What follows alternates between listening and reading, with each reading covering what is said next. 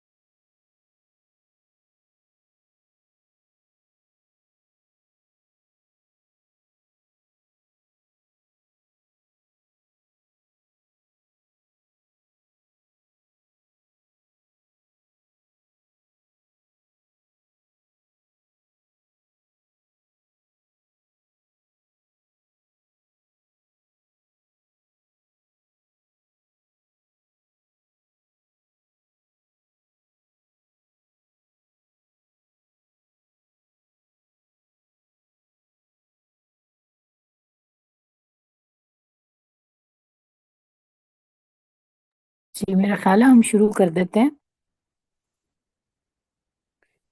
ٹھیک ہے ہیرا، کریں شروع. ہاں جی آپ سٹارٹ کر لیجیے گا. جی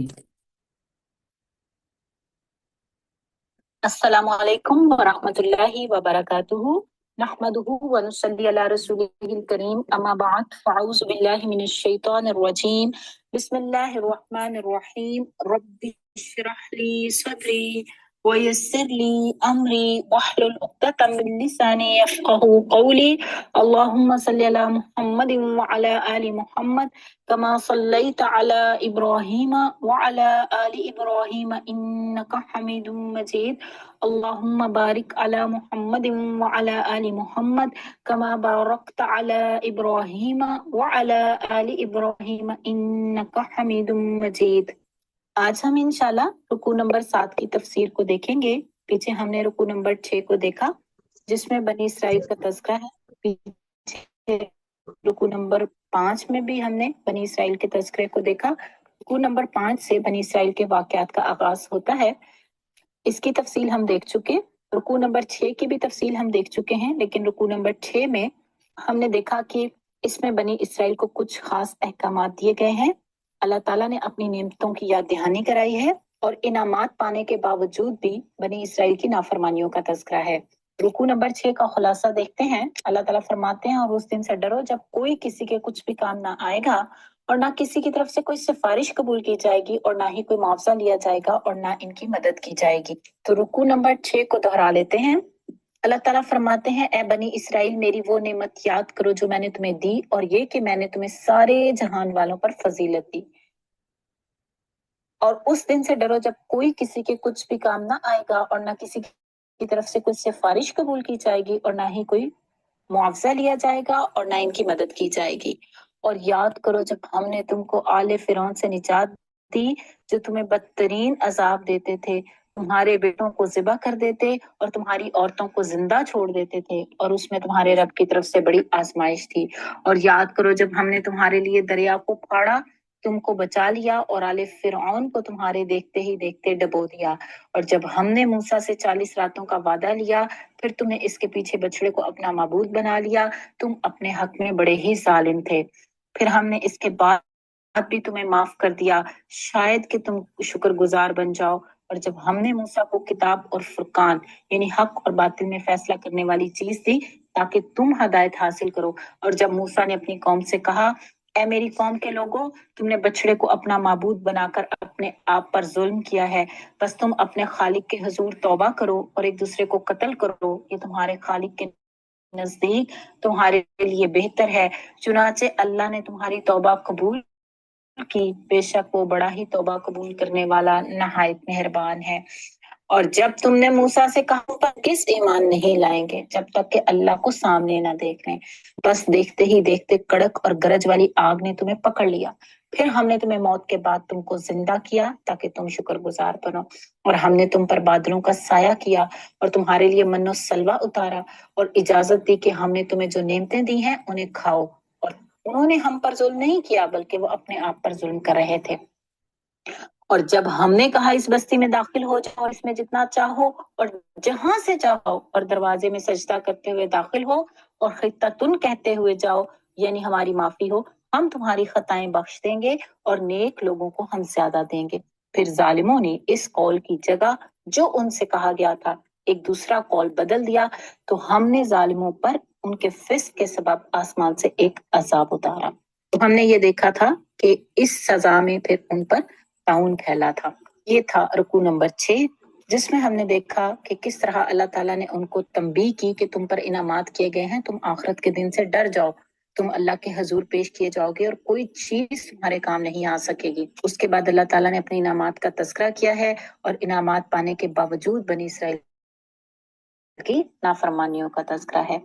رکوع نمبر 7 کو ہم دیکھیں گے، آیت نمبر 60 ہے۔ اللہ تعالیٰ فرماتے ہیں وَإِذِ اسْتَسْقَىٰ مُوسَىٰ لِقَوْمِهِ فَقُلْنَا اضْرِب بِّعَصَاكَ الْحَجَرَ فَانفَجَرَتْ مِنْهُ اثْنَتَا عَشْرَةَ عَيْنًا قَدْ عَلِمَ كُلُّ أُنَاسٍ مَّشْرَبَهُمْ كُلُوا وَاشْرَبُوا مِن رِّزْقِ اللَّهِ وَلَا تَعْثَوْا فِي الْأَرْضِ مُفْسِدِينَ۔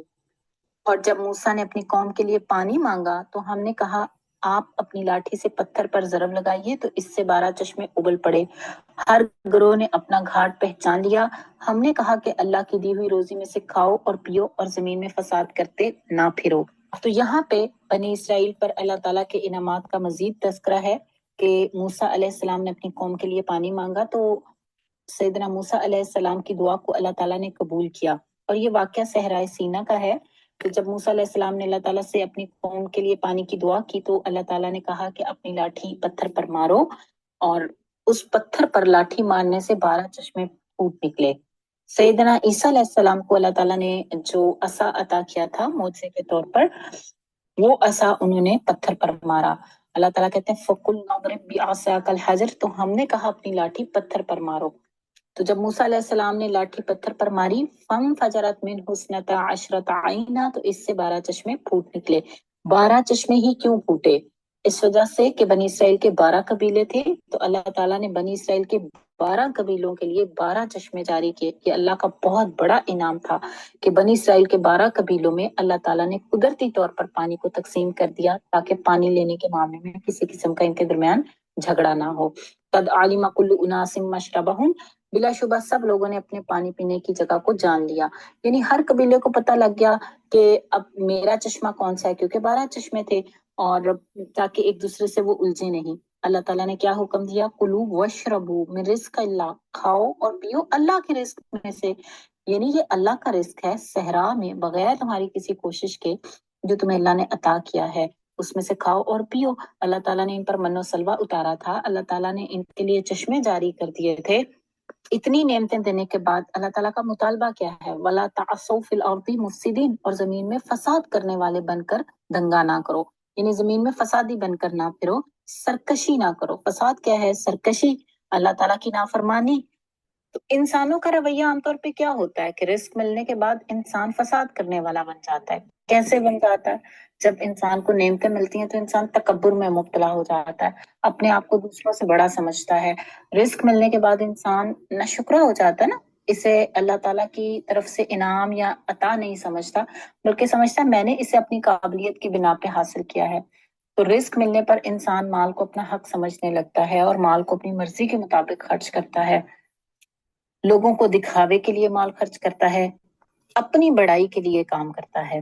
ایسا انسان پھر فسادی بن جاتا ہے، ظاہر ہے اللہ کی مان کے نہیں چلے گا، عاجزی کے ساتھ نہیں چلے گا، تو رزق پا کے پھر وہ متکبر بنے گا، فسادی بنے گا۔ انسان فساد کرنے سے کیسے بچ سکتا ہے؟ جب انسان اللہ کا شکر گزار ہو، جب انسان عاجز ہو، انسان اللہ تعالیٰ کے احکامات پر عمل پیرا ہو۔ آیت نمبر 61 ہے، اللہ تعالیٰ فرماتے ہیں وَإِذْ قُلْتُمْ يَا مُوسَىٰ لَن نَّصْبِرَ عَلَىٰ طَعَامٍ وَاحِدٍ فَادْعُ لَنَا رَبَّكَ يُخْرِجْ لَنَا مِمَّا تُنبِتُ الْأَرْضُ مِن بَقْلِهَا وَكِثَّائِهَا وَفُومِهَا وَعَدَسِهَا وَبَصَلِهَا قال أتستبدلون الذي هو أدنى بالذي هو خير اهبطوا مصرا فإن لكم ما سألتم وضربت عليهم الذلة والمسكنة وباءوا بغضب من الله ذلك بأنهم كانوا يكفرون بآيات الله ويقتلون النبيين بغير الحق ذلك بما عصوا وكانوا يعتدون۔ اور جب تم نے کہا ہے موسیٰ ہم ایک ہی کھانے پر ہرگز صبر نہیں کریں گے، لہٰذا اپنے رب سے دعا کرو کہ وہ ہمارے لیے اس میں سے وہ چیزیں نکالے جو زمین اگاتی ہے، اپنی سبزیوں میں سے، اور اپنی ترکاریاں اور اپنی گندم اور اپنے مسور اور اپنے پیاز۔ موسیٰ نے کہا کیا تم ایک بہتر چیز کے بدلے میں کمتر چیز طلب کرتے ہو؟ کسی شہر میں اتر جاؤ تو یقیناً جو کچھ تم نے مانگا ہے وہ تمہارے لیے ہوگا، اور ان پر ذلت اور محتاجی مسلط کر دی گئی اور وہ اللہ تعالیٰ کے غضب کے ساتھ لوٹے۔ یہ اس وجہ سے ہوا کہ وہ اللہ تعالیٰ کی آیات کے ساتھ کفر کرتے تھے اور اللہ تعالیٰ کے نبیوں کو ناحق قتل کرتے تھے، یہ اس وجہ سے جو انہوں نے نافرمانی کی اور وہ حد سے تجاوز کرتے تھے۔ تو اس آیت کو دیکھتے ہیں، لمبی آیت ہے، اس کے تھوڑے تھوڑے حصے کو ہم دیکھتے ہیں۔ اللہ تعالیٰ فرماتے ہیں وَإِذْ قُلْتُمْ يَا مُوسَىٰ لَن نَّصْبِرَ عَلَىٰ طَعَامٍ وَاحِدٍ، اور جب تم نے کہا ہے موسیٰ ہم ایک ہی کھانے پر ہرگز صبر نہیں کریں گے، تو بنی اسرائیل منو سلوا کھا کے اکتا گئے، جنگل کی زندگی سے ان کی طبیعت بیزار ہو گئی، تو انہوں نے موسیٰ علیہ السلام سے مطالبات شروع کر دیے۔ انہوں نے کہا کہ ہم ایک طرح کی طرز پہ قناعت نہیں کر سکتے، اللہ سے دعا کرو کہ ہمارے لیے جو ہے وہ زمین جو کچھ اگاتی ہے ہمیں تو وہ چاہیے، ہم خود زراعت کریں گے، اللہ تعالیٰ ہمارے کھیتوں میں برکت دے۔ یہ ان کو تنوع کا شوق تھا، یعنی مختلف اقسام کے کھانے کھانے کا شوق تھا۔ تو اللہ تعالیٰ نے بنی اسرائیل کو یاد دلایا ہے کہ وہ وقت یاد کرو جب تم اپنی رب کی نعمتوں سے اکتاتے ہوئے، ان کو حقیر سمجھتے ہوئے تم نے کہا تھا کہ ہم ایک کھانے پر صبر نہیں کر سکتے۔ تو یہ جو بے صبری ہے یہ بھی عدم شکر کی ایک صورت ہے، یعنی جو انسان بے صبرا ہو جاتا ہے وہ شکر گزار نہیں ہو سکتا۔ تو جب انسان شکر گزار نہیں رہتا تو پھر نعمتیں باقی نہیں رہتی، تو گویا وہ خود اپنا زوال طلب کر رہے تھے۔ تو انہوں نے موسیٰ علیہ السلام سے کیا کہا فَادْعُ لَنَا رَبَّكَ، اپنے رب کو پکارو، یخرج لنا، بھی آیت ہے، اس کے تھوڑے تھوڑے حصے کو ہم دیکھتے ہیں۔ اللہ تعالیٰ فرماتے ہیں وَإِذْ قُلْتُمْ يَا مُوسَىٰ لَن نَّصْبِرَ عَلَىٰ طَعَامٍ وَاحِدٍ، اور جب تم نے کہا ہے موسیٰ ہم ایک ہی کھانے پر ہرگز صبر نہیں کریں گے، تو بنی اسرائیل منو سلوا کھا کے اکتا گئے، جنگل کی زندگی سے ان کی طبیعت بیزار ہو گئی، تو انہوں نے موسیٰ علیہ السلام سے مطالبات شروع کر دیے۔ انہوں نے کہا کہ ہم ایک طرح کی طرز پہ قناعت نہیں کر سکتے، اللہ سے دعا کرو کہ ہمارے لیے جو ہے وہ زمین جو کچھ اگاتی ہے ہمیں تو وہ چاہیے، ہم خود زراعت کریں گے، اللہ تعالیٰ ہمارے کھیتوں میں برکت دے۔ یہ ان کو تنوع کا شوق تھا، یعنی مختلف اقسام کے کھانے کھانے کا شوق تھا۔ تو اللہ تعالیٰ نے بنی اسرائیل کو یاد دلایا ہے کہ وہ وقت یاد کرو جب تم اپنی رب کی نعمتوں سے اکتاتے ہوئے، ان کو حقیر سمجھتے ہوئے تم نے کہا تھا کہ ہم ایک کھانے پر صبر نہیں کر سکتے۔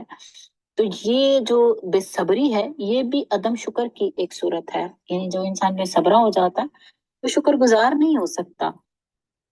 تو جب انسان شکر گزار نہیں رہتا تو پھر نعمتیں باقی نہیں رہتی، تو گویا وہ خود اپنا زوال طلب کر رہے تھے۔ تو انہوں نے موسیٰ علیہ السلام سے کیا کہا فَادْعُ لَنَا رَبَّكَ، اپنے رب کو پکارو، یخرج لنا مما تنبت الارض، کے وہ ہمارے لیے اس میں سے وہ چیزیں نکالے جو زمین اگاتی ہے، یعنی زمین پہ جو کچھ اگتا ہے ہمیں تو وہ چاہیے، من بقلها وقثائها وفومها وعدسها وبصلها، زمین جو اگاتی ہے اپنی سبزیوں میں سے اور اپنی ترکاریاں اور اپنی گندم اور اپنے مسور اور اپنے پیاز۔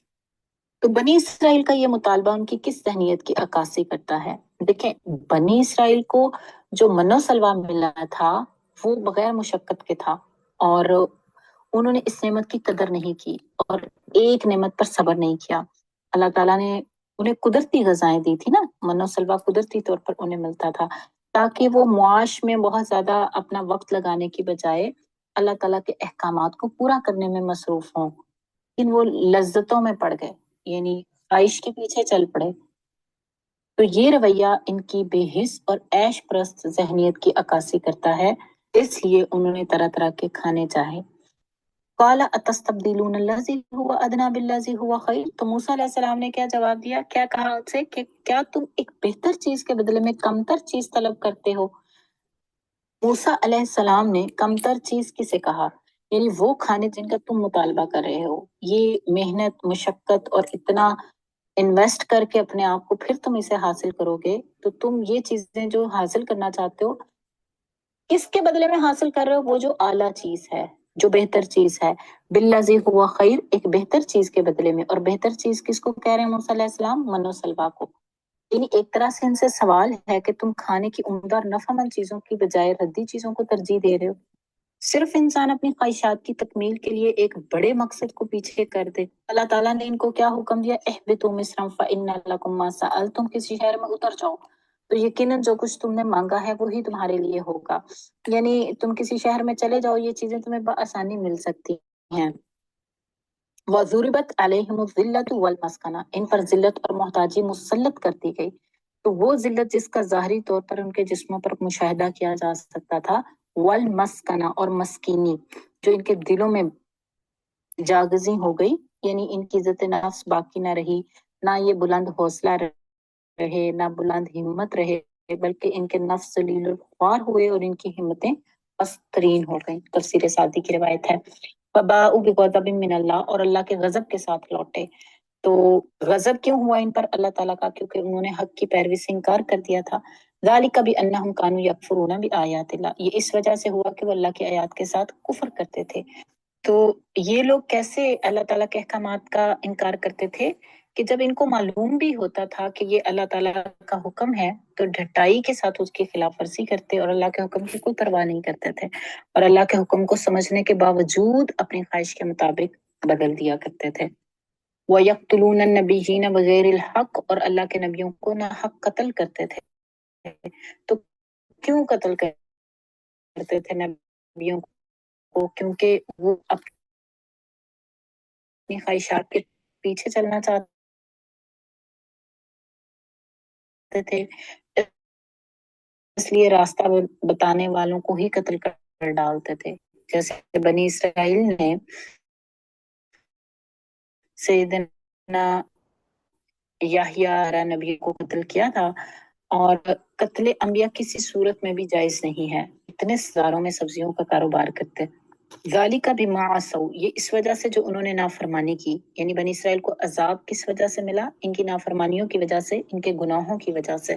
ان کے گناہ کون سے تھے؟ انہوں نے بچڑے کو معبود بنا کر شرک کیا، انہوں نے حرام کاموں کا ارتکاب کیا، اللہ کے عہد کو توڑ ڈالا، اور امر بالمعروف اور نہی عن المنکر کا کام نہیں کیا۔ وقانوا یعتدون، اور وہ حدود سے گزر جاتے تھے، یعنی حدود سے تجاوز کرتے تھے۔ یہودی جو تھے اللہ تعالیٰ کے بندوں پر بھی زیادتیاں کرتے تھے، اور کیسے حدود سے تجاوز کرتے تھے؟ بدعات ایجاد کرتے تھے، یعنی دین میں اللہ تعالیٰ نے جو اصول مقرر کیے تھے ان کو چھوڑ کر اپنی مرضی سے دین میں نئی نئی باتیں ایجاد کر کے اپنی مرضی سے گناہ اور ثواب کے فیصلے کرتے تھے، غلو کرتے تھے دین میں، اور حد سے نکل جاتے تھے، اور گناہ اور معاصی میں ایک دوسرے کو سپورٹ کرتے تھے۔ ایک گناہ جو ہے وہ کئی گناہوں کا سبب بنتا ہے، گناہوں سے نہیں رکتے تھے، حد سے تجاوز کرتے تھے۔ اللہ تعالیٰ نے یہ جو فرمایا ہے کہ ان پر ذلت اور محتاجی مسلط کر دی گئی، تو یہ جو ذلت اور محتاجی ان پر مسلط ہوئی تھی، یہ کن وجوہات کی بنا پہ اور اللہ کا غضب ان پہ اترا تھا؟ تو اس کی وجوہات کیا تھیں؟ نمبر 1، اللہ کی آیات کا انکار کرتے تھے، نمبر 2، نبیوں کو ناحق قتل کرتے تھے، نمبر 3، وہ نافرمانیاں کرتے تھے، اور نمبر 4، وہ حد سے گزر جاتے تھے۔ تو اللہ تعالیٰ کے احکامات کی خلاف ورزی کی وجہ سے یہودیوں پر اللہ کا غضب نازل ہوا اور ذلت اور مسکینی مسلط کر دی گئی۔ اس رکوع میں امت مسلمہ کے لیے بہت بڑا سبق ہے۔ ایک تو یہ کہ انسان کو نعمتیں پا کر اللہ تعالیٰ کا شکر گزار ہونا چاہیے۔ جب اللہ تعالیٰ نعمتیں عطا کرے تو नेमतों को पाकर इंसान को तकब्बुर का रवैया इख्तियार नहीं करना चाहिए, जमीन में फसाद नहीं फैलाना चाहिए, बल्कि और ज्यादा आजिज और शुक्रगुजार हो जाना चाहिए। हर नेमत के बारे में सवाल तो किया जाएगा और फिर अल्लाह ताला की तरफ से जो भी अता हो उस पर कनात करनी चाहिए, उस पर सब्र करना चाहिए और किसी बड़े मकसद को पीछे छोड़ के दुनिया की लज्जतों की खातिर तरह तरह के मुतालबात नहीं करने चाहिए इंसान को। ये जिंदगी बड़ी मुख्तसर सी है और इस मुख्तसर सी जिंदगी में इंसान को कीमती काम करने चाहिए, वो काम करने चाहिए जो आखिरत में उसके काम आ सकें। इंसान आज जिन लज्जतों की खातिर आला मकासद को पीछे छोड़ देता है, ये तो इंसान जन्नत में जाके हासिल करेगा ना। अगर इंसान को सही तौर पे समझा जाए, देखा जाए, तो उसका अबदी घर तो जन्नत है। उसको हकीकी जो आसाइशें मिलेंगी, जो ऐशो आराम मिलेगा, जो सुकून मिलेगा, वो तो जन्नत में मिलेगा। लेकिन इंसान इस दुनिया में आर्जी लज्जतों की खातिर, फना हो जाने वाली दुनिया की खातिर अल्लाह ताला के अहकामात को पसे पुश डाल देता है। उन तमाम असबाब से बचना है जो अल्लाह ताला के गजब का बाइस बनते हैं और जिनकी वजह से जिल्लत और मोहताजी इंसान पर मुसल्लत होती है। और उनमें 4 चीजें हमने देखी हैं। अल्लाह से दुआ है कि अल्लाह ताला हमें अपनी फर्मा बरदारी की तौफीक अता फरमाए और अल्लाह ताला हमें उन लोगों में शामिल फरमाए जो अल्लाह की कायम करता हदूद में रहते हैं, जमीन पर भी अल्लाह की हदों को नाफिज करते हैं। और आखिर दावाना अनिल हम्दुलिल्लाहि रब्बिल आलमीन। जी, रुकू नंबर 6 हमने मुकम्मल कर लिया अल्हम्दुलिल्लाह। अब इसमें से कोई सवाल है आपका तो आप सवाल कर सकते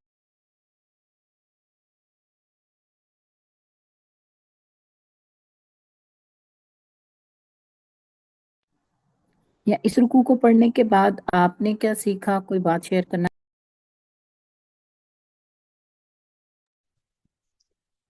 जी मैम, बनी इसराइल की हर मिसाल को ही हम अपने साथ रिलेट कर सकते हैं कि जो नेमत उनके पास थी अमामत वाली, वो हमारे पास भी है आज। उनके पास भी अल्लाह ताला ने उन्हें वक्त और मोहलत बहुत ज़्यादा दी, हमें भी दी हुई है। उम्मत मोहम्मदी को भी वक्त और मोहलत दी हुई है, इस वक्त की हमने कदर करनी है।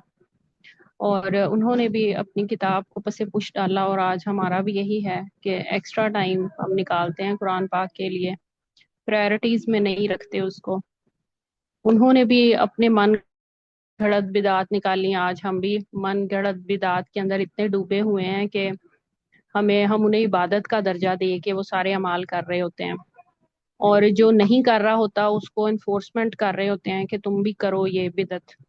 और जो कुरान मजीद का असल मकसद है कि उसे समझें, उस पर गौर व फिक्र करें और अमल करें और अपनी लाइफ के साथ उसको कंपेयर करें इन वाक़यात को, ये बहुत आजकल ऐसा काम है जो कोई करने पे राजी नहीं होता।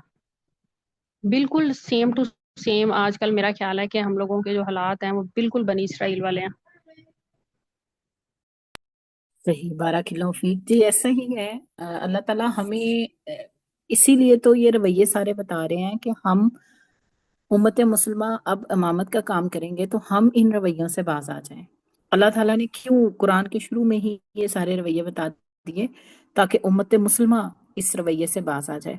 यहूदियों के अंदर जो टेढ़ आई थी, जो उन्होंने रसूल की नाफरमानी की, जो उन्होंने अल्लाह ताला की नाफरमानियां की, इसको हम बड़ी तफसील से देख रहे हैं।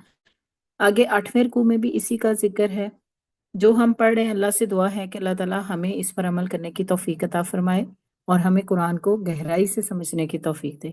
तो आगे आइए देखते हैं, रुकू नंबर 8 है। पिछले रुकू में जो चीजें हमने देखी, आगे मजीद कंटिन्यूटी है इनके रवैये की। पिछले रुकू में बनी इसराइल पर अल्लाह ताला की नेमतों का जिक्र है और फिर नेमतों के मिलने के बाद उनकी खबासतों का जिक्र है कि जब उन्होंने अल्लाह की नेमतें पाने के बावजूद अल्लाह ताला की नाफरमानियां की, अल्लाह ने इनके कुफर और कत्ले अंबिया जैसे जराइम का जिक्र करके इनकी तमाम बदअमालियों का आखिरी नतीजा बयान कर दिया। अल्लाह ने इन पर हमेशा के लिए जिल्लत और मस्कनत मुसल्लत कर दी, इसलिए वो दुनिया में जब भी रहे और जिस सरजमीन में भी रहे, कौमों ने इनको जलील किया और वो बजाते खुद हमेशा जलील बनकर रहे। अगर यहूदियों के पास दौलत भी आई तो इन पर जिल्लत और मस्कनत की चादर पड़ी रही। तो पिछले रुकू में, रुकू नंबर 7 में हमने देखा था कि इन्होंने मूसा अलैहिस्सलाम से पानी का भी मुतालबा किया। तो मूसा अलैहिस्सलाम ने अल्लाह ताला से दुआ की, फिर उनके लिए 12 चश्मे निकले। तो रुकू नंबर 7 का मुख्तसर खुलासा देख लेते हैं। اللہ تعالیٰ فرماتے ہیں اور جب موسیٰ نے اپنی قوم کے لیے پانی مانگا تو ہم نے کہا کہ آپ اپنی لاٹھی سے پتھر پر ضرب لگائیے تو اس سے 12 چشمے ابل پڑے۔ ہر گروہ نے اپنا گھاٹ پہچان لیا۔ ہم نے کہا کہ اللہ کی دی ہوئی روزی میں سے کھاؤ اور پیو اور زمین میں فساد کرتے نہ پھرو، اور جب تم نے کہا اے موسیٰ ہم تو ایک کھانے پر ہرگز صبر نہیں کریں گے، اس لیے اپنے رب سے دعا کیجیے کہ وہ ہمارے لیے وہ چیزیں پیدا کرے جو زمین اگاتی ہے، یعنی ساگ، ککڑی، گھیوں، مسور اور پیاز۔ موسیٰ نے کہا تم لوگ اچھی چیز کے بدلے گھٹیا چیز لینا چاہتے ہو، کسی شہر میں اتر کر چلے جاؤ، جو مانگ رہے ہو وہ مل کر رہے گا۔ اور ان پر ذلت اور محتاجی مسلط کر دی گئی اور اللہ کے غضب کے مستحق ہوئے، یہ اس لیے کہ وہ لوگ ہمیشہ اللہ کی آیتوں کو جھٹلاتے رہے۔ موڑے گا تو ظاہر ہے وہ نقصان اٹھانے۔ یہ تھا رکوع نمبر 8 کا پہلا حصہ۔ انشاءاللہ باقی حصہ جو ہے وہ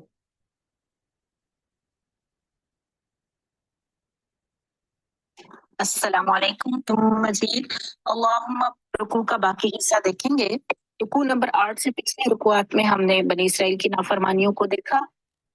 بحیثیت ایک قوم کے بنی اسرائیل کو مخاطب کیا گیا ہے، لیکن بنی اسرائیل میں سے بھی جو اہل ایمان ہوں گے اور اپنے وقت کے رسولوں پر ایمان لا کر نیک عمل کرتے رہے ہوں گے تو ان لوگوں کا اجر ان کے رب کے پاس ہوگا اور ان پر کوئی خوف نہیں ہوگا، نہ وہ غمگین ہوں گے۔ اللہ تعالیٰ نے فرمایا یقیناً جو لوگ ایمان لائے اور جو یہودی ہوئے اور عیسائی اور سابی اور جو کوئی اللہ تعالیٰ اور آخرت کے دن پر ایمان لایا اور اس نے نیک کام کیے، ان کا اجر ان کے رب کے پاس ہے اور ان کے لیے نہ کوئی خوف ہوگا اور نہ وہ غمگین ہوں گے۔ اور جب ہم نے تم سے پختہ عہد لیا اور ہم نے تم پر پہاڑ کو بلند کیا کہ جو ہم نے تمہیں دیا ہے اسے مضبوطی کے ساتھ پکڑو اور جو اس میں ہے اسے یاد کرو تاکہ تم بچ جاؤ۔ پھر اس کے بعد تم اس سے پھر گئے تو اگر اللہ کا فضل اور اس کی رحمت تم پر نہ ہوتی تو تم ضرور خسارہ اٹھانے والوں میں سے ہو جاتے۔ پچھلے لیکچر میں ہم نے یہاں تک دیکھا تھا، آج ہم آیت نمبر 65 سے دیکھیں گے۔ اللہ تعالیٰ فرماتے ہیں وَلَقَدْ عَلِمْتُمُ الَّذِينَ اعْتَدَوْا مِنْكُمْ فِي السَّبْتِ فَقُلْنَا لَهُمْ كُونُوا قِرَدَةً خَاسِئِينَ۔ بلا شبہ تم جان چکے ہو کہ تم میں سے جو لوگ ہفتے کے دن میں حد سے گزر گئے تو ہم نے انہیں کہا کہ تم ذلیل ہونے والے بندر بن جاؤ۔ اس آیت میں اللہ تعالیٰ نے بنی اسرائیل کو یاد دلایا ہے کہ احکامات کی نافرمانی کرنے اور عہد توڑنے کی سزا کے طور پر توہین آمیز عذاب ہے۔ بنی اسرائیل کے لیے سبت کا قانون یہ تھا کہ ہفتے کا دن عبادت کے لیے خاص ہوگا۔ اس دن دنیا کا کوئی کام نہ وہ خود کریں گے نہ اپنے ملازموں سے کروائیں گے۔ جو کوئی اس قانون کو توڑے گا وہ واجب القتل ہے، یعنی ہفتے کا دن کاروبار کے لیے نہیں ہوگا اور وہ صرف عبادت کے لیے خاص ہوگا۔ تو بنی اسرائیل نے سبت کے معاملے میں کیا زیادتی کی تھی کہ انہوں نے عبادت کرنے کی بجائے تجارت کی اور اس دن کی حرمت کو پامال کیا۔ بنی اسرائیل نے حد سے تجاوز کیا۔ اللہ تعالیٰ نے شکار کرنے کو اس دن ان کے لیے حرام کیا تھا کہ انہوں نے شکار کیا، ہیلا سازی کی۔ سبت کا قانون توڑنے پر بنی اسرائیل کو کیا سزا ملی کہ اللہ تعالیٰ نے ان کو سزا کے طور پر بندر بنا دیا۔ جب انسان انسانیت کی سطح سے گر کے سوچنا شروع کرتا ہے، خواہشات کے پیچھے بھاگتا ہے تو پھر اللہ تعالیٰ بھی اس کو جانور بنا دیتا ہے۔ شریعت سے انحراف کرنا، اللہ تعالیٰ کے احکامات کی نافرمانی کرنا، یہ انسانیت کو انسانیت کی سطح سے گرا دینے والی چیزیں ہیں۔ ظاہر ہے اللہ تعالیٰ کے احکامات سے انحراف کرنا، اللہ تعالیٰ کی نافرمانی کرنا، یہ تو شریعت کے ساتھ کھیل کھیلنا ہے، تو انسان کو ڈرنا چاہیے، کیونکہ خواہشات کی پیروی تو جانور کرتے ہیں نا، ان کا جو دل چاہتا ہے، جب دل چاہتا ہے، جیسے دل چاہتا ہے وہ کرتے ہیں۔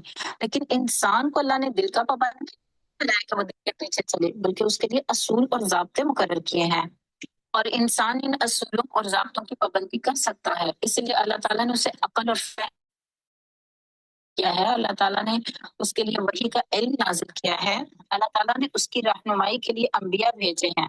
تو جب انسان اتنی نعمتیں ہونے کے باوجود بھی حیوانی سطح پہ جینے کا سوچتا ہے تو اللہ تعالیٰ بھی اسے حیوانی ذلت میں مبتلا کر دیتے ہیں۔ انسان ایمان لانے کے باوجود کیسے بے حس ہو جاتا ہے؟ اگر اپنا جائزہ لیں، بحیثیت ایک ایمان رکھتے ہیں، ہم بھی تو آخرت پر ایمان رکھتے ہیں، ہم بھی تو قرآن پر ایمان رکھتے ہیں، لیکن عمل میں اتنے پیچھے کیوں ہیں؟ اللہ فرمانی کیسے کر لیتے ہیں؟ کبھی ہم نے سوچا کہ وجوہات کیا ہیں؟ آج اللہ کی بات سن کے ہمارا دل نہیں پگھلتا، آج ہمارے اندر تڑپ پیدا نہیں ہوتی، آج ہماری روح کے اندر ارتعاش پیدا نہیں ہوتا، آج ہم بھی بے حس ہو چکے ہیں نا۔ گناہوں کی کثرت انسان کے دل کو سخت کر دیتی ہے، بے حس بنا دیتی ہے۔ انسان کو آخرت کی یاد بھول جاتی ہے، انسان دنیا میں مگن ہو جاتا ہے، انسان اللہ کی یاد سے غافل ہو جاتا ہے۔ آج آپ دیکھیں کہ ہم آخرت کو کتنا یاد کرتے ہیں، اپنی موت کو کتنا یاد رکھتے ہیں، اپنے ہر معاملے میں اللہ تعالیٰ سے کیسا تعلق رکھتے ہیں۔ آج دل پگھلتے نہیں ہیں، آج دل بہت سخت ہو گئے۔ ایمان لانے کے بعد جب یہ بے حسی پیدا ہو جاتی ہے، یہ بیماری انسان کو لگ جاتی ہے، دل کی سختی کی بیماری، بے حسی کی، انسان کے غم کا مسئلہ ہے۔ خودیوں کا کہا اللہ تعالیٰ نے فَقُلْنَا لَهُمْ، تو ہم نے کہا تم ذلیل ہونے بنایا تھا، کیونکہ بنی اسرائیل سے یہ کہا گیا تھا کہ ہفتے کے دن کی حرمت کو برقرار رکھو، اس روز مچھلیوں کا شکار نہ کرو۔ ہفتے کے دن مچھلیوں کے شکار کی یہ تدبیر ان کے ذہن میں آئی کہ گھڑے اور کانٹے بچھا دیے جائیں، ہفتے کے دن مچھلیاں جالوں میں پھنس جائیں گی اور اتوار کو پکڑ لی گی۔ انہوں نے اس تدبیر پر عمل کیا۔ بنی اسرائیل کی ہیلا سازی کے اس گناہ عظیم پر اللہ تعالیٰ نے ان پر اپنا غضب واجب کر دیا اور اللہ نے انہیں فقیر اور ذلیل بندر بنا دیا۔ اور بعض مفسرین کے نزدیک جب وہ بندر بنے تو ان کی سوچ انسانی سوچ تھی، یعنی عقل انسانوں والی تھی، لیکن جسمانی طور پہ وہ بندر بن چکے تھے۔ اس آیت سے پتہ چلتا ہے کہ شریعت جن لوگوں کو ملتی ہے پھر وہ کیسے کیسے گمراہ ہوتے ہیں۔ اللہ تعالیٰ کے احکامات کو جاننے کے باوجود تعویلوں سے ثابت کرتے ہیں، ہیلا سازی سے ثابت کرتے ہیں کہ ہم اللہ کے حکم پر ہیں، جبکہ وہ اللہ کے حکم کی نافرمانی کرتے ہیں۔ جیسے آج آپ اپنے معاشرے میں بھی دیکھ سکتے ہیں کہ انسان ہیلا سازی کے ذریعے سودی کاروبار اور سودی لین دین کو اپنے لیے حلال کر لیتا ہے۔ آیت نمبر 66 ہے، اللہ تعالیٰ فرماتے ہیں فَجَعَلْنَاهَا نَكَالًا لِمَا بَيْنَ يَدَيْهَا وَمَا خَلْفَهَا وَمَوْعِظَةً لِّلْمُتَّقِينَ۔ تو ہم نے اس کو اس دور کے لوگوں اور بعد میں آنے والوں کے لیے عبرت اور اللہ سے ڈرنے والوں کے لیے نصیحت بنا دیا۔ اللہ تعالیٰ نے بنی اسرائیل کو اس زمانے کی قوموں تک جنہیں یہ خبر پہنچی عبرت بنا دیا، یعنی اس زمانے کے لوگوں کے لیے وہ عبرت بن گئے، وما خلفہا، اور ان قوموں کے لیے بھی اسے عبرت بنا دیا جو بعد میں آئی۔ تو عبرت سے کیا مراد ہوتی ہے؟ ماضی کے کسی واقعے سے اپنی زندگی کے لیے سبق لینا، اسے عبرت کہتے ہیں۔ تو یہ واقعہ کیسے عبرت بنا؟ اللہ تعالیٰ نے واضح کر دیا کہ اللہ تعالیٰ کی نافرمانی کر کے بندر بن جانے والوں کو جنہوں نے دیکھا، ان کے لیے یہ واقعہ آنکھوں دیکھی گواہی تھا کہ اللہ کی نافرمانی کرنے پر شکل مسخ ہو سکتی ہے۔ اس زمانے کے باقی لوگوں اور بعد میں آنے والوں نے اگرچہ اسے دیکھا نہیں تھا، لیکن اللہ نے بعد میں آنے والوں کے لیے اس واقعے کو عبرت بنا دیا کہ اللہ کی نافرمانی پر اللہ کی پکڑ آ سکتی ہے۔ تو انسان کے وجود پر اصل اختیار اللہ تعالیٰ کا ہے، وہ جو چاہے کر سکتا ہے، انسان جو چاہے وہ نہیں کر سکتا، اسے اپنے کیے کی سزا ملے گی۔ تو اللہ تعالیٰ نے اس واقعے کے ذریعے حجت قائم کر دی تاکہ لوگ گناہوں سے باز آ جائیں۔ تو اللہ تعالیٰ نے فرمایا وَمَوْعِظَةً لِّلْمُتَّقِينَ، اور اللہ سے ڈر جانے والوں کے لیے یہ نصیحت ہے۔ اللہ نے اس واقعے کو ڈرنے والوں کے لیے نصیحت بنا دیا۔ واعظ کسے کہتے ہیں؟ واعظ ایسی نصیحت کو کہتے ہیں جو دل کو پگھلا دے۔ تو اللہ تعالیٰ نے اس واقعے کو سب کے لیے عبرت بنایا تاکہ وہ گناہوں سے باز آ جائیں، مگر نصیحت کون قبول کرتا ہے؟ متقی لوگ، اللہ سے ڈرنے والے۔ تو واقعات عام لوگوں کے لیے عبرت بنتے ہیں اور اللہ سے ڈرنے والوں کے لیے نصیحت بنتے ہیں۔ آیت نمبر 67 ہے، اللہ تعالیٰ فرماتے ہیں وَإِذْ قَالَ مُوسَىٰ لِقَوْمِهِ إِنَّ اللَّهَ يَأْمُرُكُمْ أَن تَذْبَحُوا بَقَرَةً قَالُوا أَتَتَّخِذُنَا هُزُوًا قَالَ أَعُوذُ بِاللَّهِ أَنْ أَكُونَ مِنَ الْجَاهِلِينَ۔ اور اس وقت کو یاد کرو جب موسیٰ نے اپنی قوم سے کہا یقیناً اللہ تعالیٰ تمہیں حکم دیتا ہے کہ ایک گائے ذبح کرو۔ انہوں نے کہا کیا تم ہمارا مذاق بناتے ہو؟ موسیٰ نے کہا میں اللہ تعالیٰ کی پناہ مانگتا ہوں کہ میں جاہلوں میں سے ہو جاؤں۔ وَإِذْ قَالَ مُوسَىٰ لِقَوْمِهِ إِنَّ اللَّهَ يَأْمُرُكُمْ أَن تَذْبَحُوا بَقَرَةً، اور اس وقت کو یاد کرو جب موسیٰ نے اپنی قوم سے کہا یقیناً اللہ تعالیٰ تمہیں حکم دیتا ہے کہ ایک گائے کو ذبح کرو۔ تو اللہ بنی اسرائیل کو واقعات یاد دلاتے ہیں جو ان کے اور سیدنا موسیٰ علیہ السلام کے درمیان پیش آئے تھے کہ یاد کرو جب تم نے ایک شخص کو قتل کر دیا تھا تو گائے ذبح کرنے کا حکم کیوں ملا تھا؟ ان کو ایک قتل کے فیصلے کے لیے دیا گیا تھا۔ اسرائیل میں ایک بے اولاد مالدار شخص تھا جس کا وارث اس کا بھتیجا تھا۔ بھتیجے نے اپنے چچا کو قتل کر کے لاش کسی دروازے پہ ڈال دی۔ صبح لوگ قاتل کی تلاش میں ایک دوسرے پر الزام لگانے لگے۔ بات جب سیدنا موسیٰ علیہ السلام تک پہنچی تو اللہ تعالیٰ نے انہیں ایک گائے ذبح کرنے کا حکم دیا، جس کا ایک ٹکڑا مقتول کو مارا گیا تو وہ زندہ ہو گیا اور اس نے قاتل کی نشاندہی کی اور پھر مر گیا۔ تو بنی اسرائیل چونکہ گائے کی پوجا کرتے تھے، اس لیے بھی انہیں گائے ذبح کرنے کا حکم دیا گیا تاکہ ان کے ذہن سے گائے کا تقدس نکل جائے اور اس تقدس کو توڑ دیا جائے۔ تو گائے ذبح کرنے کے لیے انہوں نے بڑے عذر تراشے، اور گائے ذبح کرنے میں دو حکمتیں تھیں، ایک تو یہ کہ قاتل کا پتہ چل جائے اور دوسرا یہ کہ گائے کا تقدس ان کے ذہنوں سے مٹ جائے۔ تو جب موسیٰ علیہ السلام نے ان کو حکم دیا تھا کہ گائے کو ذبح کرو، تو اس حکم کا تقاضا یہ تھا کہ وہ موسیٰ علیہ السلام کے حکم کی پیروی کرتے، لیکن انہوں نے کیا کہا؟ قالوا اتتخذنا ہزوا، انہوں نے کہا کیا تم ہمارا مذاق بناتے ہو؟ اس جواب سے بنی اسرائیل کے بارے میں یہ پتہ چلتا ہے کہ وہ نبی کی بات کو سنجیدگی سے نہیں لیتے تھے، وہ اپنی مرضی کی زندگی گزارنا چاہتے تھے اور ضد اور ہٹ درمی کی نفسیات رکھتے تھے۔ ان کے رویے سے غیر سنجیدگی کا پتہ چلتا ہے کہ اپنے نبی کی بات کو وہ مذاق لے رہے تھے۔ تو نبی نے کیا جواب دیا؟ قالا، فرمایا اعوذ باللہ ان اکون من الجاہلین، میں اللہ کی پناہ مانگتا ہوں کہ میں جاہلوں میں سے ہو جاؤں۔ تو اس بات سے سیدنا موسیٰ علیہ السلام نے قوم کو توجہ دلائی کہ مذاق اڑانا، مذاق کرنا جہالت کا کام ہے، اور جاہل ایسی باتیں کرتا ہے جس کا کوئی فائدہ نہ ہو۔ عقل مند آدمی بھلا کیسے اس طرح کی باتیں کر سکتا ہے؟ اور میں رسول ہو کر جہالت کا کام کرنے سے اللہ تعالیٰ کی پناہ مانگتا ہوں۔ اس سے پتہ چلتا ہے کہ انسان کو جاہلوں والے کام سے اللہ کی پناہ میں آنا چاہیے۔ اللہ ہی انسان کو ہر برائی سے بچا سکتا ہے۔ ایک جاہل ایسی بات کرتا ہے جس کا کوئی فائدہ نہیں ہوتا، وہ لوگوں کا تمسخر اڑایا کرتا ہے۔ عقل مند شخص یہ سمجھتا ہے کہ اپنے جیسے کسی آدمی کا مذاق اڑانا عقل اور دین کا سب سے بڑا عیب ہے۔ جب کسی کو کسی دوسرے پر فضیلت ملے تو اس فضیلت کا یہ تقاضا نہیں ہے کہ وہ دوسروں کا مذاق اڑائے، بلکہ فضیلت تو یہ تقاضا کرتی ہے کہ انسان اس فضیلت پر اپنے رب کا شکر ادا کرے اور اللہ کے بندوں کے ساتھ شفقت سے پیش آئے۔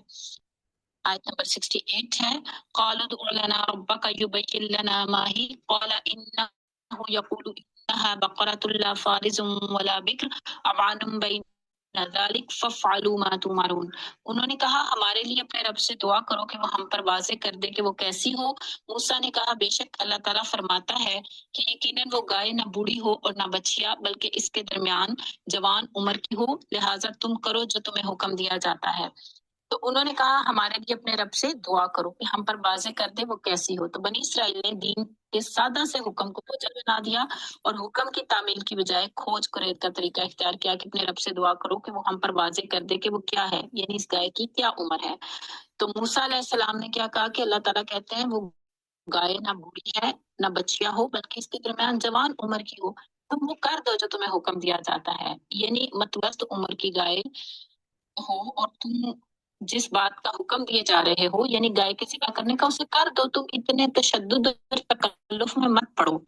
جب انسان بہت زیادہ سوالات کرتا ہے تو خود مشکل میں پھنس جاتا ہے، جیسا کہ آیت نمبر 69 میں ان کے مزید سوالات کا پتہ چلتا ہے۔ انہوں نے کہا قالوا ادع لنا ربك يبين لنا ما لونها قال انه يقول انها بقرة صفراء فاقع لونها تسر الناظرين۔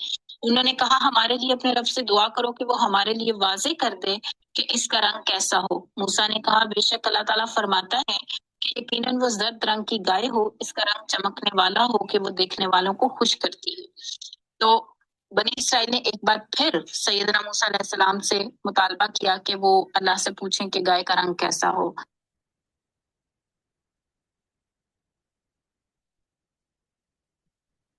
السلام علیکم ورحمۃ اللہ۔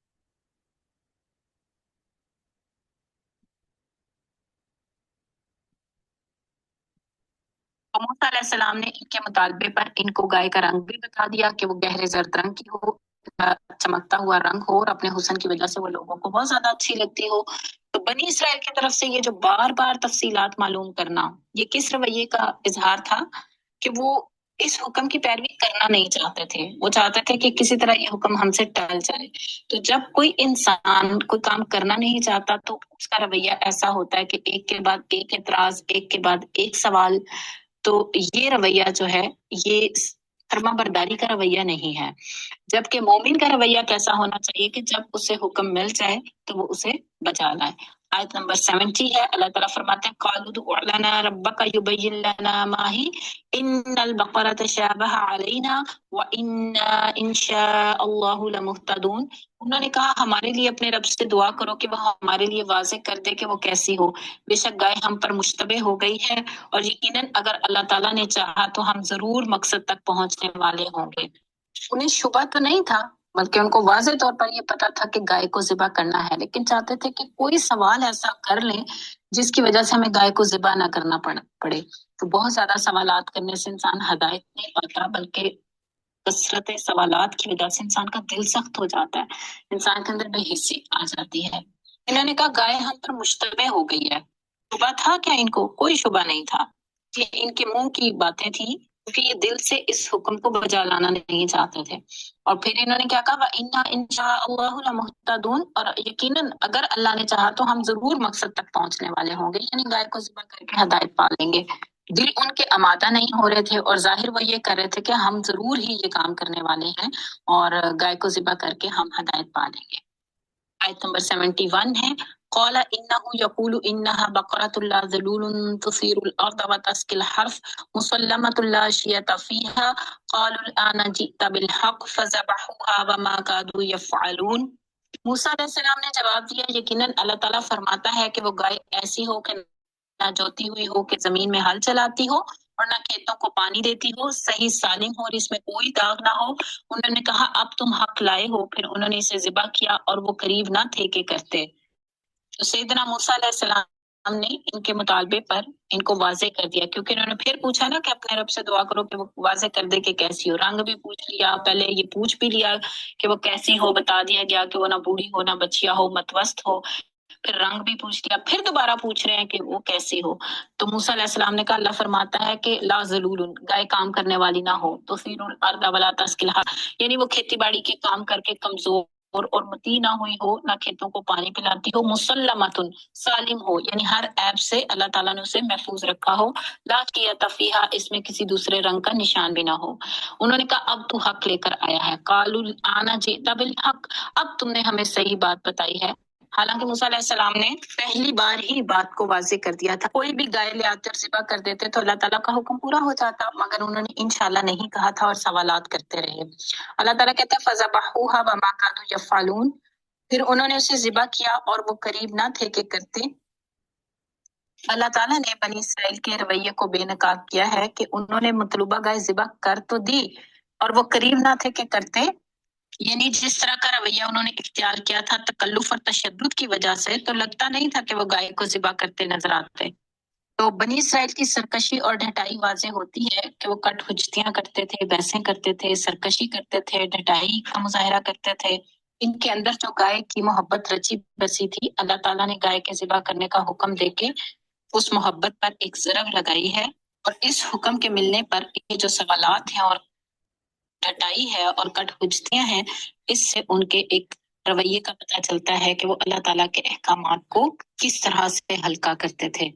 आज अगर इंसान अपने रवैयों को देखे तो जिस काम को करने पे इंसान का दिल आमादा नहीं होता, उसके लिए तावीलें घड़ता है, बहसें करता है, सवालात करता है, ताकि उसको वो हुक्म मानना ना पड़े, क्योंकि उसकी ख्वाहिश नफ्स के खिलाफ होता है ना वो हुक्म। तो इंसान जाहिर ये करता है कि नहीं मैं तो हुक्म मानना चाहता हूँ, लेकिन इसमें ये बात जो है ये काबिल एतराज है, तो मेरा एतराज पहले दूर होना चाहिए। एक मोमिन का क्या रवैया होता है कि जब अल्लाह ताला का हुक्म उसे मिलता है तो वो फौरन उस पर अमल करता है, वो बहसें और एतराजात नहीं करता। अल्लाह से दुआ है कि अल्लाह ताला हमें दिलों की सख्ती से बचा ले और अल्लाह ताला हमें अतात गुजारी वाली जिंदगी अता फरमाए। व आखिर दावाना अनिल अल्हम्दुलिल्लाहि रब्बिल आलमीन सुब्हानकल्लाहुम्मा व बिहम्दिका नशहदु अल्ला इलाहा इल्ला अंता नस्तगफिरुका व नतूबु इलैक। हमारे दो रुकू हो गए हैं, 7वां और 8वां रुकू दोनों हमने देख लिए। इन दोनों रुकुआत में बड़ी तफसील के साथ बनी इसराइल के रवैये बयान किए गए हैं। जैसा कि हमने देखा था, रुकू नंबर 5 से ही बनी इसराइल के रवैये शुरू हो जाते हैं। पिछले लेक्चर्स भी हमारे 5वां और 6ठा जो लेक्चर था वो इसी हवाले से था, 5वां 6ठा रुकू बनी इसराइल के रवैये, और आज 7वां और 8वां रुकू ہم نے دیکھا ہے یہ بھی بنی اسرائیل کے حوالے سے کہ کس طرح کٹ حجتیاں کرتے تھے، بحثیں کرتے تھے، کام نہیں کرنا چاہتے تھے تو اعتراضات اٹھاتے تھے۔ ایک مومن جو ہے وہ اللہ کا حکم آ جانے کے بعد فوراً سے اللہ کا حکم بجا لانے پر تیار ہو جاتا ہے۔ تو اللہ تعالیٰ سے دعا ہے کہ اللہ تعالیٰ ہمیں بھی قبولیت عطا فرمائے کہ ہم اللہ کے حکم کو سمجھیں، اسے قبول کریں اور فوراً سے اس پر عمل کریں، بجائے اس کے کہ ہم جو ہیں وہ طرح طرح کے عذر تراشیں اور بحثیں کریں اور اعتراضات کریں۔ تو اس رکوع کو پڑھنے کے بعد آپ نے اپنے لیے کیا طے کیا، کیا سیکھا اور کیا آپ نے ارادہ کیا؟ جی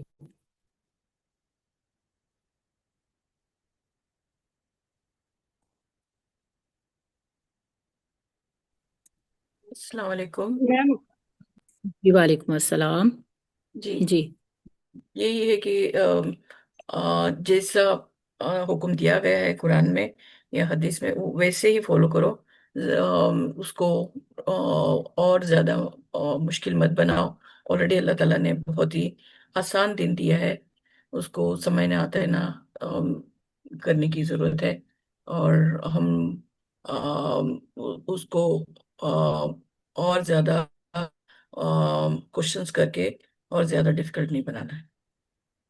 جی جتنا کہہ دیا گیا اتنا کر لینا چاہیے، نہ یہ کہ انسان جو ہے وہ طرح طرح کے سوالات کرے تاکہ اس عمل سے بچ جائے، اپنے لیے سوالات کر کر کے اور مشکلات انسان کھڑی کر لیتا ہے۔ جی بشرا سرور کچھ کہنا چاہتی ہیں؟ جی جی میم یہی ہے کہ اگر آپ دین کے کسی حکم پر عمل کرنے کے دوران اس بات کو سمجھ نہیں پا رہے یا آپ کو اس کی مصلحت سمجھ نہیں آ رہی، تو بہتر ہے کہ آپ اس پر عمل کرنا شروع کر دیں۔ انشاءاللہ ساتھ ساتھ وقت گزرنے کے ساتھ ساتھ آپ کو وہ آسان بھی لگے گا اور اللہ تعالیٰ اس کے لیے اسباب بھی بنا دیں گے۔ اور دوسری بات یہ کہ اللہ تعالیٰ نے انسان کو جو بھی نعمت عطا کی ہے، اگر ہم اس کی قدر نہیں کریں گے، جیسے ہمارے پاس بائی برتھ مسلم ہونے کی اور قرآن مجید، اور اس کے بعد اس سے بڑھ کے آج ہمیں یہ موقع مل رہا ہے کہ ہم لوگ قرآن مجید کو سمجھ رہے ہیں اور پڑھ رہے ہیں، تو اگر ہم اس نعمت کی قدر نہیں کریں گے اور اس کے بارے میں سیریس نہیں ہوں گے تو اللہ تعالیٰ کا کام نہیں رکے گا، اللہ تعالیٰ کسی اور کو یہ نعمت عطا کر دیں گے۔ تو ہماری بدبختی ہوگی کہ ہمارے ہاتھ سے یہ نعمت چلی نہ جائے۔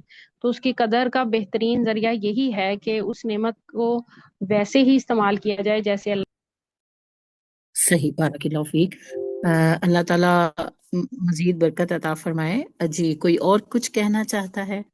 ابھی آپ کا یہی اسائنمنٹ ہوگی کہ آپ تعالیٰ ان دو رکوعات کی السلام روشنی علیکم میں ورحمۃ اللہ وبرکاتہ۔ جی السلام وعلیکم علیکم السلام۔ ورحمۃ اللہ۔ جی وعلیکم جی السلام۔ میں بھی یہی ہے کہ اگر ہم اس دنیا میں قرآن پاک کا ساتھ نہیں چھوڑیں گے، اس کو اپنے ساتھ رکھیں گے، جڑ جائیں گے نا، تو انشاءاللہ قرآن پاک ہمیں بھی پھر آگے جو ہے نا ہمارے لیے سفارشی ہوگا، وہ بھی ہمیں نہیں چھوڑے گا۔ جی انشاءاللہ جس قرآن کو اتنا پیشوا بنائے گا، ظاہرہ قرآن اس کے لیے جاری کرے گا انشاءاللہ، قبر میں، حشر کے میدان میں بھی، اور قبر میں یہ ہمارے لیے ویسے کا ساتھی ہوگا، انشاءاللہ حشر کے میدان میں ساتھی ہوگا انشاءاللہ۔ بارک اللہ فیک۔ جی جی میں آپ سے یہ بات کر رہی تھی کہ سمینہ کوثر کچھ کہنا چاہیں گے؟ مائک کھلا ہے۔ السلام علیکم ورحمۃ اللہ۔ میڈم میں جی وعلیکم کہنے کا آج کے دور میں جب کہ ہم سب جو ہے نا دوسرے لوگوں کی نقل کر کے دوسرے جو ہے نا باہر کے کہ ہم سمجھتے ہیں کہ ہم بہت ایڈوانس ہو گئے ہیں، تو ہم اس پہ عمل کریں گے تو ہم جو ہے نا پیچھے آگے نہیں بڑھ سکتے۔ تو اس دور میں ہمارے لیے زیادہ ضروری ہے کہ ہم بعمل بن جائیں، تاکہ جو ہے نا قرآن پاک بھی ہمارے حق میں گواہی دے، سفارشی ہمارا ہو۔ اگر ہم اس پہ عمل کریں گے تو پھر ہمارا یہ سفارشی ہوگا، ورنہ یہ ہمارے خلاف بھی گواہی دے گا، ہمارے حق میں گواہی نہیں دے گا۔ جی اور جس طرح آپ دیکھیں کہ ایک مغرب کی یلغار ہے اور فتنوں کا دور ہے اور ہر طرف سے چیزیں ڈسٹریکٹ کر رہی ہیں، تو ایسے میں دیکھیں بہت زیادہ شدت سے ہمیں قرآن و سنت کو تھامنے کی ضرورت ہے۔ آپ صلی اللہ علیہ وآلہ وسلم نے فرمایا میں تمہیں دو چیزیں چھوڑے جا رہا ہوں، اگر انہیں مضبوطی سے تھامے رہو گے تو گمراہ نہیں ہوگے، ایک اللہ کی کتاب اور دوسرا میری سنت۔ تو انسان جب حق پہ قائم ہو جاتا ہے، ڈٹ جاتا ہے، اس کو سمجھتا ہے، سیکھتا ہے اور اس پہ عمل کرتا ہے، تو باقی چیزوں کی حقیقت اس پہ کھل جاتی ہے اور اسے پتہ چل جاتا ہے کہ یہ بس دنیا کا عارضی سامان ہے، یہ چکا چوند ہے، اس کا انجام کچھ درست نہیں ہے، بلکہ اس کا انجام تو اور تک لے جانے والا ہے۔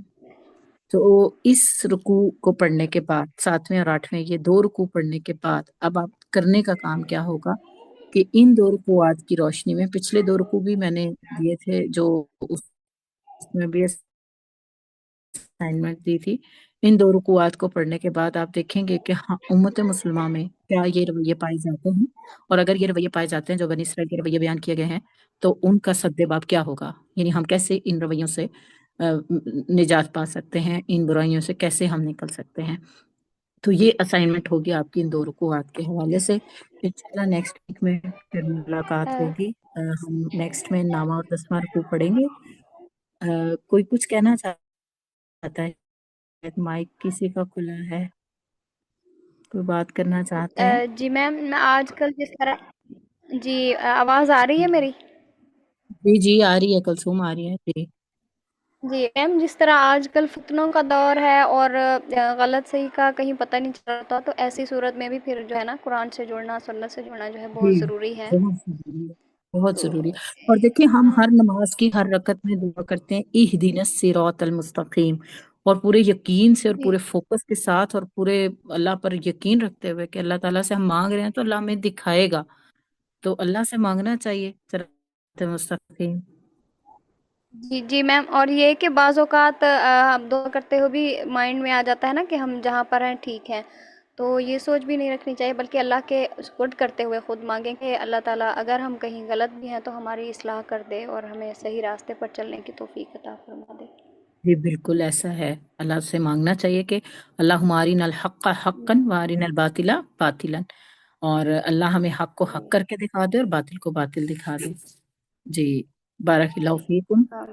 اب یہ ہے کہ نیکسٹ انشاءاللہ 9واں اور 10واں رکوع دونوں لمبے ہیں، کوشش کریں گے کہ ہم اگلے سیشن میں یہ دونوں ہو جائیں، ہم ٹائملی شروع کر لیں گے تو انشاءاللہ ہو جائیں گے۔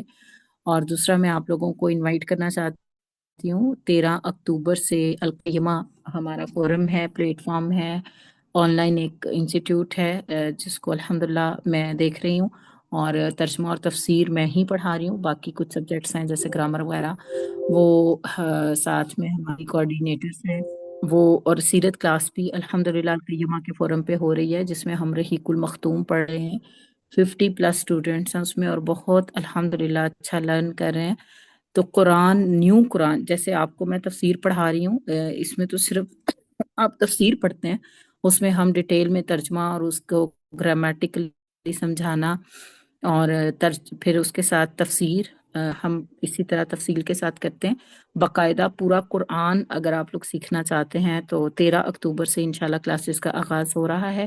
یہ 2.5 سے 3 سال تک مشتمل جو ہے یہ کورس ہے، اور ہفتے میں 4 دن کلاس ہوتی ہے، اور آہستہ آہستہ صرف 1 گھنٹہ کلاس ہے، جو بھی ٹائم آپ کو سے 5 سے 6:30 اور 12 سے 1 دوپہر میں، اور رات کو 7 سے 8، یہ 3 سلاٹس ہیں، جس کو جو سلاٹ سوٹ کرتا ہے وہ اس لحاظ سے اپنا سلاٹ سلیکٹ کر سکتا ہے، اس میں کوآرڈینیٹرز ہوں گی۔